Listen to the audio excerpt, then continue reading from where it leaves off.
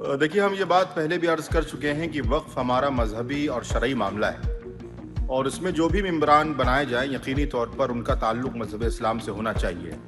इसके खिलाफ supreme court में अर्ज़ी भी दी गई, लेकिन बहरहाल ये एक्ट पास हो चुका है और हुकूमत की जानिब से ये बात कही जा रही है कि वक्फ़ के मामलात में पारदर्शिता लाने के लिए, शफ़ाफ़ियत लाने के लिए ये काम किया गया है।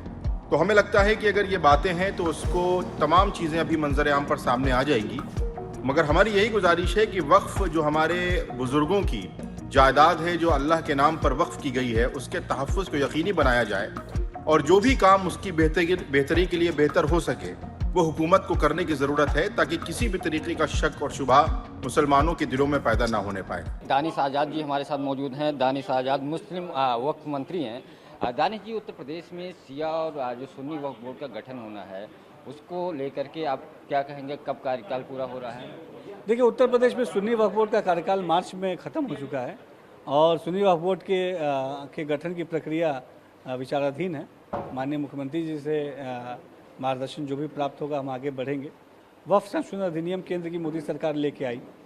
उस अधिनियम के पीछे का मकसद ये था कि वक्फ के संपत्तियों की जो मिसहैंडलिंग होती है, जो उसका प्रॉपर ऑडिटिंग नहीं होती, प्रॉपर मैनेजमेंट नहीं होता, जो अवैध कब्जे होते हैं वक्फ की संपत्तियों पे, इलीगल इंक्रोचमेंट होते हैं, उन तमाम चीज़ों से को दूर करने के लिए वक्फ संशोधन अधिनियम लेके आई केंद्र की सरकार। उस अधिनियम के अनुसार ही अलग अलग जो स्टेट्स हैं, आने वाले समय में जब फॉर्मेशन उनका होगा, वक्फ बोर्ड का जब फॉर्मेशन होगा, तो अधिनियम में जो गाइडलाइंस हैं, जो प्रावधान है, जो नियम है, उसी नियम के अनुसार वक्फ बोर्ड का फॉर्मेशन भी प्रस्तावित है।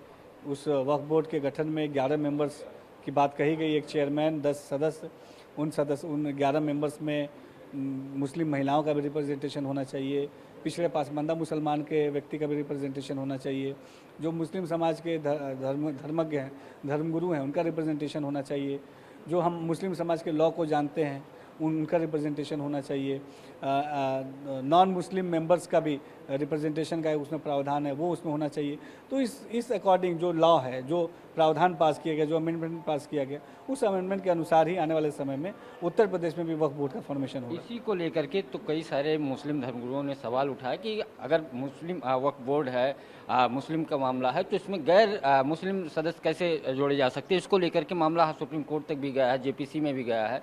तो ये एक विवादित फैसला अभी चूंकि पूरा फाइनल नहीं हुआ है और ऐसे समय में जब 2 सदस्यों की नियुक्ति की आप बात करते हैं गैर हिंदू को लेकर के, जो कई सारे धर्मगुरु सवाल उस पर भी उठा रहे हैं। नहीं, ये तो वक्फ अमेंडमेंट एक्ट जो है, जो केंद्र सरकार लेके आई, वो एक्ट, और उसके बाद जेपीसी का फॉर्मेशन हुआ और उसके रिपोर्ट के अनुसार वक्फ बोर्ड के गठन के लिए अभी तक यही गाइडलाइन है टिल नाउ।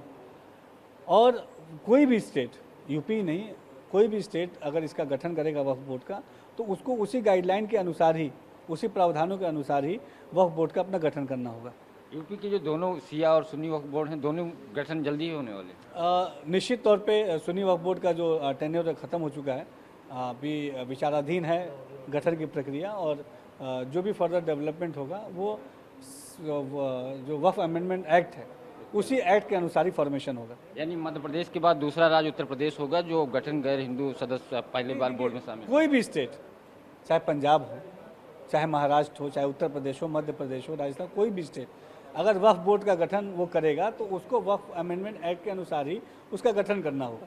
उस अमेंडमेंट में जो प्रावधान है, मुस्लिम महिलाओं को रखने का, पासमानदा मुसलमानों को रखने का, मुस्लिम धर्म समाज सेवी रखने का, रिप्रेजेंटेटिव रखने का, नॉन मुस्लिम रखने का, उसी एक्ट के अनुसार ही, उसी प्रावधान के अनुसार ही वक्फ बोर्ड का गठन होना होगा।